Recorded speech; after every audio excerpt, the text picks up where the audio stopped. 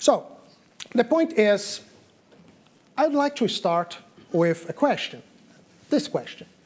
What do the best PMOs have in common? I told you that is the spirit of the book, right? So it looks a simple question, but definitely it's not. It's a very, very complex question. And there are two reasons for that. The first one is because PMOs are different. You know that, right? If we take 10 PMOs here and we try to look them closely, we will see that they are totally different, right? So if I ask you which one is the best one, it's really difficult to answer, right? And in fact, there is no answer for that because PMOs are not only different, they should be different. This is one of the keys, right? What I'm saying to you now is not great news. Of course, you are experienced and you certainly know that. But on the other hand, there are some common characteristics that we can identify among them. And that's exactly what I will try to bring to you today, as I said, in a preliminary way, but anyway, it will be very, very insightful. So, to discuss this point, we will start with something that people talk about that all the time in the current days, value, right? Value is the new thing, you know, and so we have many concepts like value management office, right? Value-driven PMO, and many, many ideas around this concept of value. And there is something interesting. I don't know if you know that, but many people try to show the value of project management.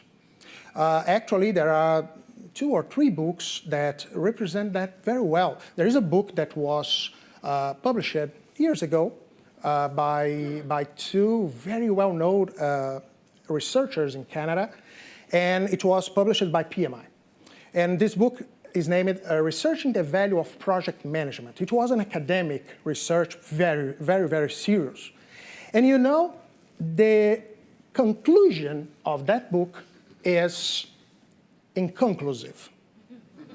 Actually, at the end of the day, they said, okay, we believe that it can generate value, but in an empirical way, we can't prove that, right?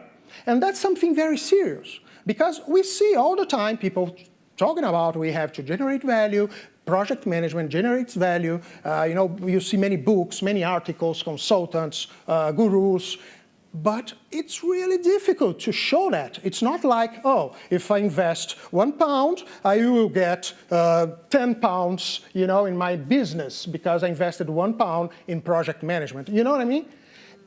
It would be a dream, but it doesn't happen, right? So what can we do about that? Well, before telling you more, let me give you one more point related to this idea. We are talking about project management value, but what about PMO value? If project management value is something difficult to be shown, PMO, it's worse, right? And why? Because project management is the mean, it's not the end, right? And PMO is the mean of the mean. You know what I'm saying? Right?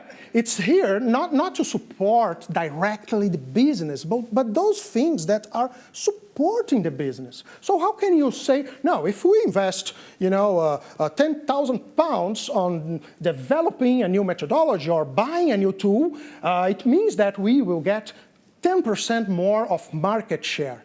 Wow, it would be a really great dream, right? But we can't do that, right? So the point is, value creation leads PMOs to success. However, there is another question.